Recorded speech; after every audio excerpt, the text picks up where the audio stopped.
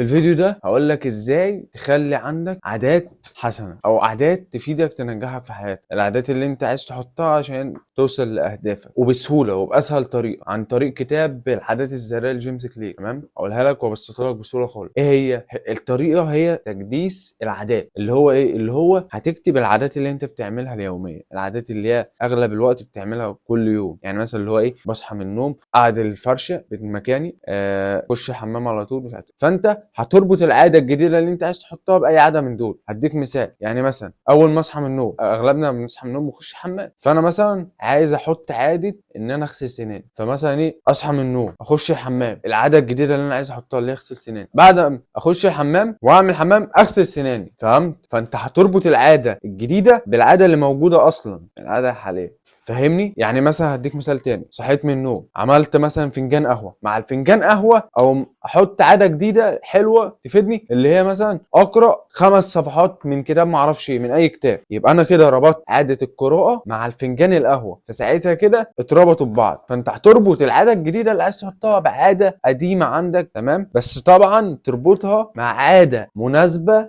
لوضعك. يعني هديك مثال، مثلا يعني ما تجيش تقول لي مثلا عايز تحط عاده انك تغسل سنانك في وقت مثلا وانت نازل من البيت، لا اكيد. فانت هتربطها بعاده موجوده دلوقتي، وخليك دايما محدد الوقت والمكان بتوع العاده الجديده. فاهمني انت ازاي؟ عشان تبقى واضحه وتتعمل فعلا وتقرر ان هي تتعمل. فانت لما تصحى من النوم عايز مثلا تحط عاده ان انت تغسل سنانك، وطبق بقى كل ده على الباقي. بعد ما اخش الحمام واعمل حمام، اغسل سناني، تقول كده بس كده يا اخواتي. ده ابسط وملخص ان ازاي تبني عاده حسنه. اسهل طريقه ان انت تربط العاده القديمه او العاده الجديده اللي انت عايز تحطها بعاده قديمه عندك. عايز اقرا كتاب، طب ما انا بصحى الصبح اعمل فنجان قهوه، حلو ده. يبقى مع الفنجان القهوه هقرا مثلا صفحتين من اي كتاب. تسهل العاده على قد ما تقدر وتخليها واضحه، تخليها واضحه ان انت اعملها في المكان كذا والوقت كذا. عجبك الفيديو ما تنساش تعمل لي لايك واشتراك.